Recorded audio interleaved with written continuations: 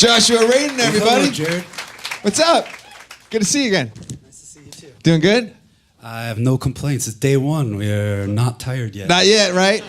I was reading another interview on your list of things you must pack before you go on tour. It was just 2 items: tea and whiskey. I don't know. No, that's on the rider. Oh, that's okay. Yeah, we don't have to pack the whiskey, luckily. All right.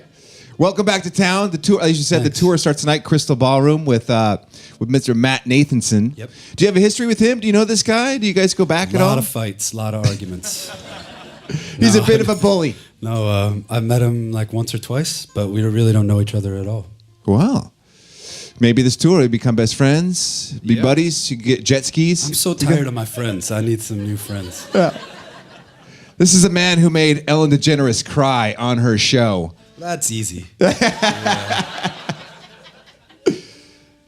Yeah, but it was a happy I cry. didn't see you crying. No, not yet. All We've right. got a couple songs to go. I got my box. It's a of radio KINK. station. We don't really play sad songs Yeah. on radio stations, so like we'll keep it happy. But if you want to cry, go ahead.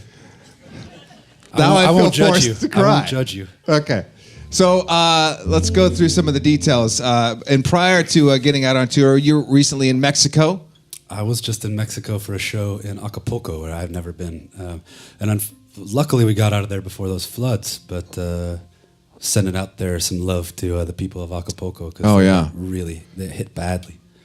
So you were working. You weren't playing. You weren't resting up before the big tour. Well, we went down, there was this hotel called Encanto, right? Yeah. Hotel Encanto, this new hotel.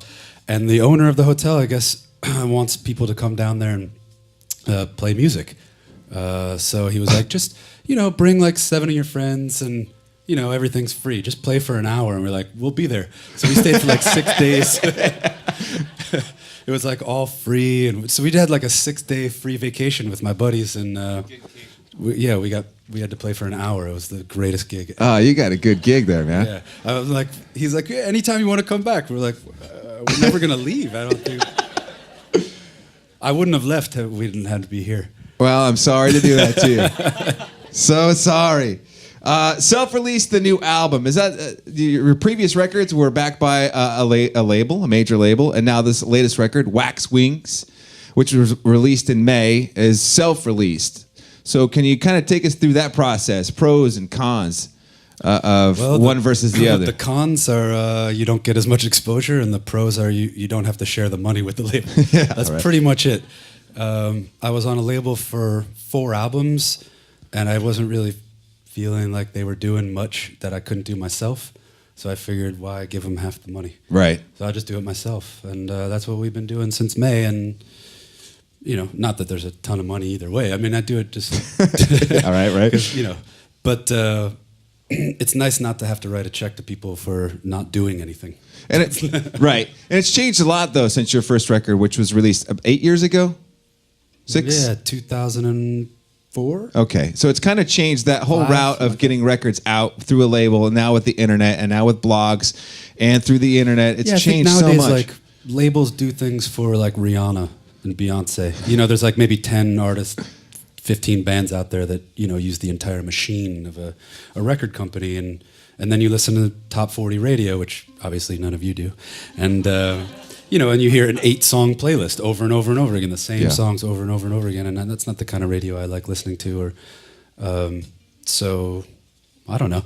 I don't really see the point of record companies anymore. I think you'll see that over the next 10, 15 years, most artists will be self-releasing their albums. It's definitely changed the way that things have happened, I'd say, over the last 5-10 years. Yeah. So Wax Wings, the latest record, some Greek mythology is a theme that flows throughout this record, correct? Here and there, yeah. Here and there? Just little memories pop up every now and again from high school readings. When I'm writing songs. And this Wax Wings, that's a reference to the myth of Icarus, who flew too close to the sun on wings made of wax. And He should have been more careful. they melted, and he fell and drowned in the now named Icarian Sea. I don't know. It was really just I used to refer to my ex-girlfriend. Most of my songs are about my ex-girlfriend, at least the love songs. And I used to refer to her a lot in songs as the sun. And so when I was thinking about it, after we broke up, I thought, I guess I flew too close to the sun. got a little too close and fell and drowned. Yeah. And I think that's a pattern I fall into quite often and when it comes to romance. So I'm going to try to get out of that pattern. Right. You're trying to shed your wax wings a little bit. Yeah, I'm going to try to make some wings made of something that won't melt. Okay. All right. All right. Well, hey, I'm going to shut up. We'll let you play a couple more, and we'll say hi when you're done playing. Okay, I'll Joshua play Radin. a couple songs right now off this new album, although it came out in May. It's not terribly new, but it might be new to some of you in the crowd. So this is a love song that's not about